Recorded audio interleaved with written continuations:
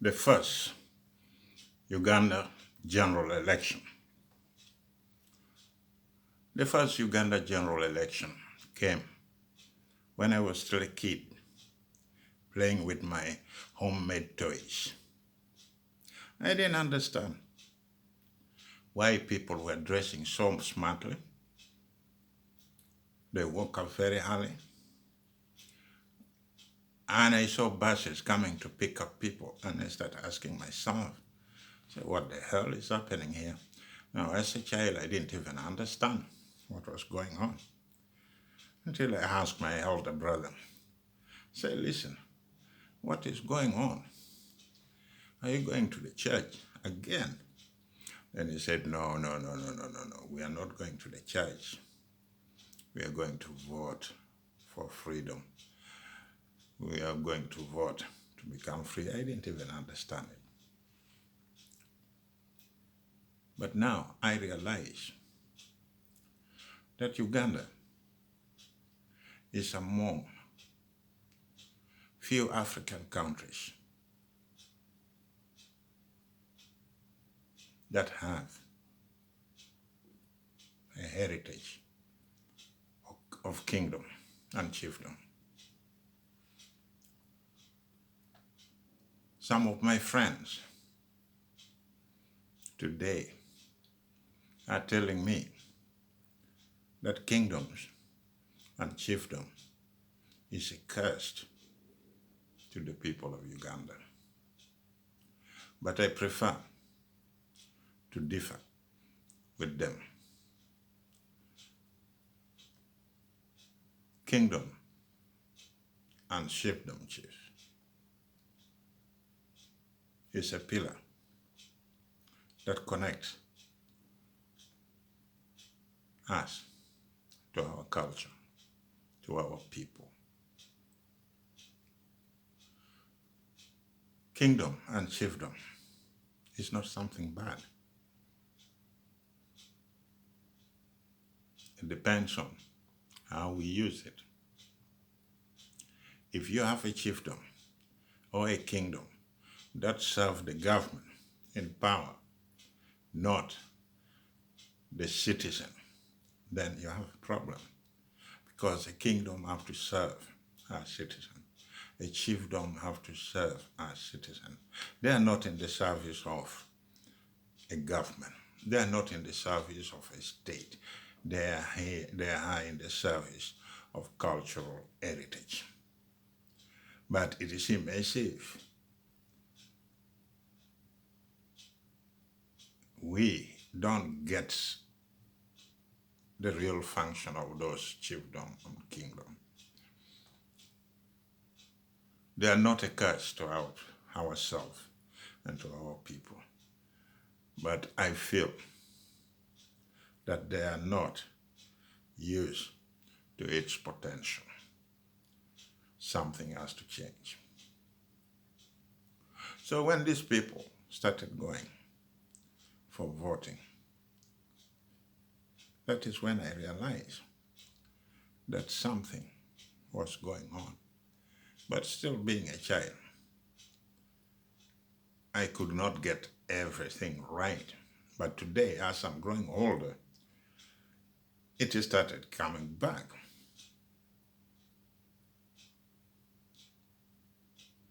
That the kingdom we have and the chiefdom, those are there. They have always council of elders. And we used to think that the council of elders are a group of wise men who are appointed by the king or by the chief to represent their people. But it is immersive.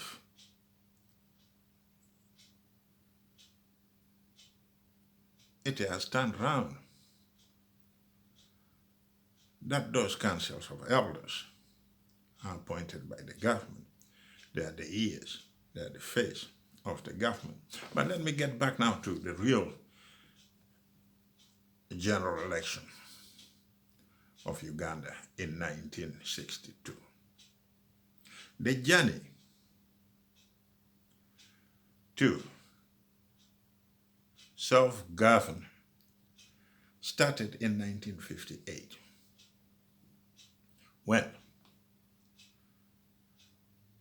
Governor General Sir Andrew Cohen organized an election that could clear the way to self-rule.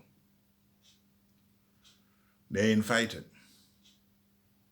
all the three main political parties to participate.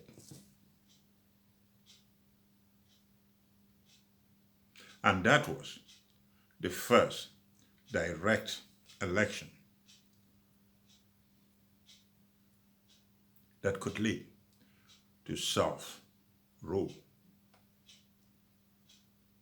The three parties were invited.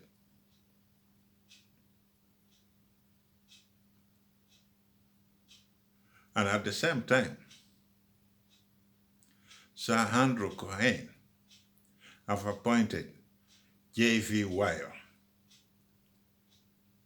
the Colonial Administrative Secretary, to form a committee that would set up the whole structures. How many people are going to sit in the council, legislative council? How are they going to divide all the necessary seats to the province?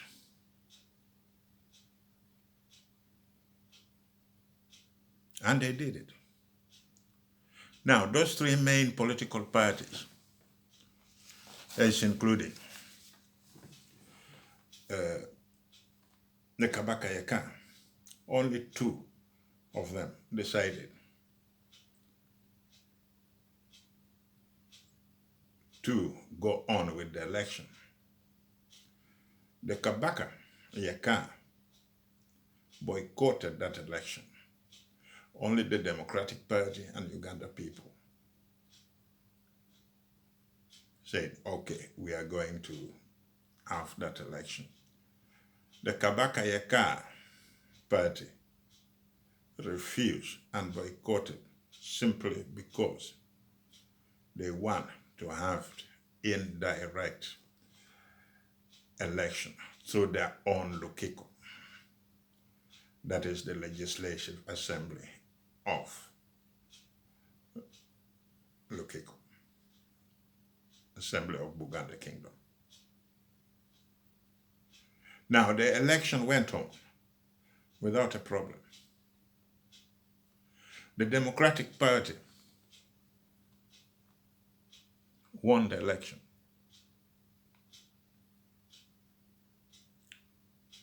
And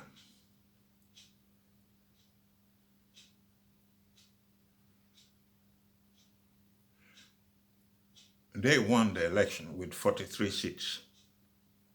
Uganda People's Congress got only 37. And the Democratic Party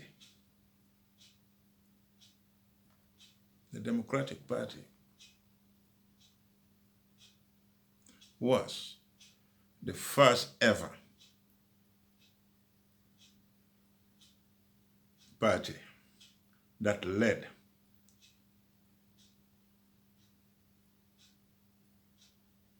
the internal self-government at that time. And Benedicto 𝐾𝐽𝐿𝐽 became the chief minister. The chief minister at that time.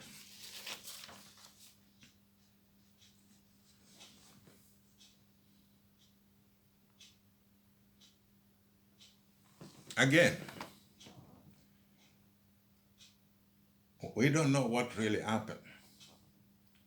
Cohen the governor, yeah, after some time, he changed his mind. He said the government that was elected was unrepresentative. And we don't know, and nobody knows whether they cut deals, because, you know, people like cutting deals, and to me here, it seems as if, this business of cutting deals did not start yesterday. And this business of cutting deals started a long time ago. Even the Governor General, it seems as if he had cut a deal with the Buganda.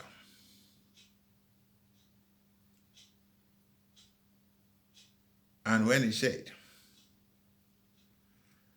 that the election, the previous election, was unrepresentative, he went and negotiated with the Buganda Kingdom and decided that he was going to organize a fresh election.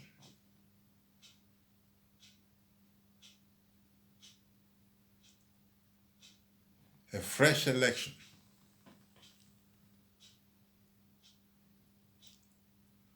Because the Buganda Kingdom was granted its request to all in direct election through its local assembly, and then send the representative to the National Assembly. All these three political parties, they went for election.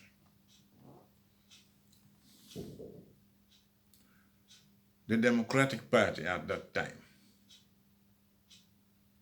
won 24 seats.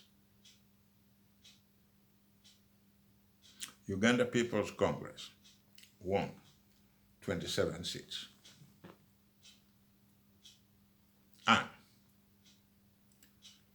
the 𝐘𝐽𝐽𝐾𝐲 Party, through their 𝐊𝐶𝐶𝐽𝐽 Legislative Assembly, they appointed 21.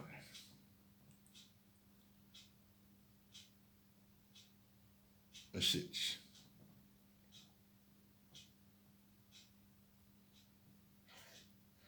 And because of that election, Uganda People's Congress and 𝐘𝐽𝐽𝐾𝐲 Party did accept to form a coalition. And we used to hear some people saying that they simply went into that marriage because they wanted to keep a Catholic Prime Minister or President out. That is why they went into that marriage, a marriage that later failed completely.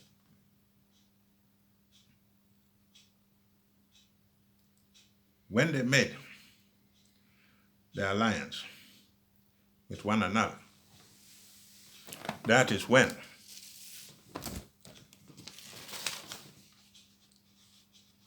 the UPC under Dr. Apollo Milton Obote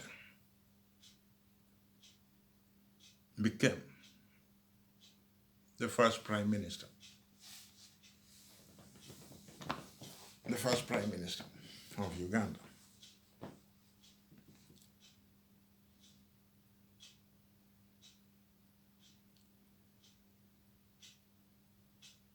And the new government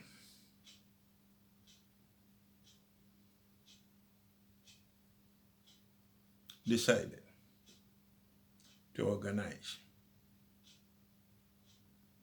a referendum about the lost counties.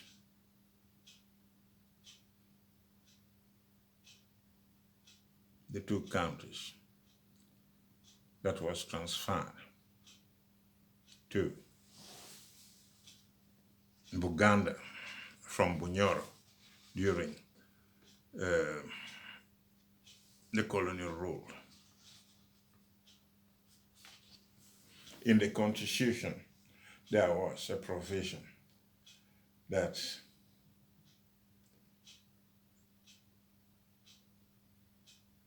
a referendum would be held as soon as Uganda becomes independent to decide the fate of whether the counties that was transferred to Buganda Kingdom in 1894 by the colonial rulers should be returned to the Bunyoro people.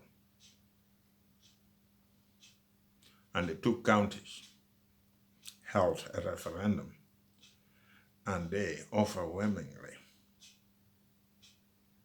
voted to return to Bunyoro Kingdom.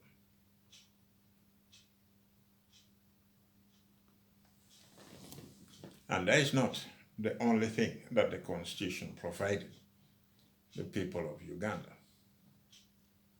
The Constitution of 1962 also gave Ugandans the right to hold general election every 5 years. Every 5 years. The scheduled election for 1967 didn't take place. It was cut short by the crisis of 1966. And in the crisis of 1966 is when Uganda saw the abolition of the kingdom and Uganda becoming a republic. So we didn't have that election. It was cancelled. Now, another election that should have taken place in 1971 was again cancelled when 𝐷𝐸𝐷 took over power in 1971 in a military coup. He suspended the Constitution. So the 3rd election didn't take place. The 2nd election didn't take place. And from 1971 to 1979,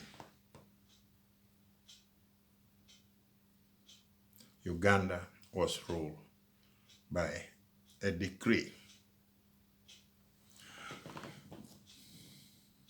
That is the journey. That is the journey we have been traveling ever since 1958.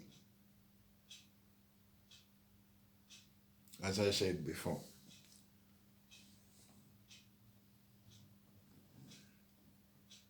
what we inherited, like the kingdom, like the chiefdom,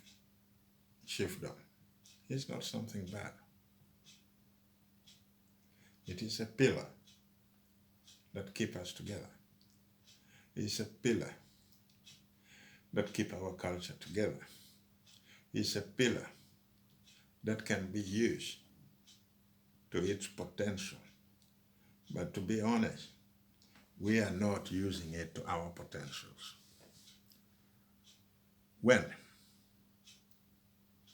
kingdom or chiefdom turns into the service of the government, then it is not serving its citizens. when a kingdom or a chiefdom is working for the state rather than the citizen, those they're representing, then we are on the wrong path. And to be honest, the 1962 election that led us to self-determination will be useless if chiefdom and kingdom become a part of dirty politics. Thank you for listening. Don't forget to subscribe. I will be back.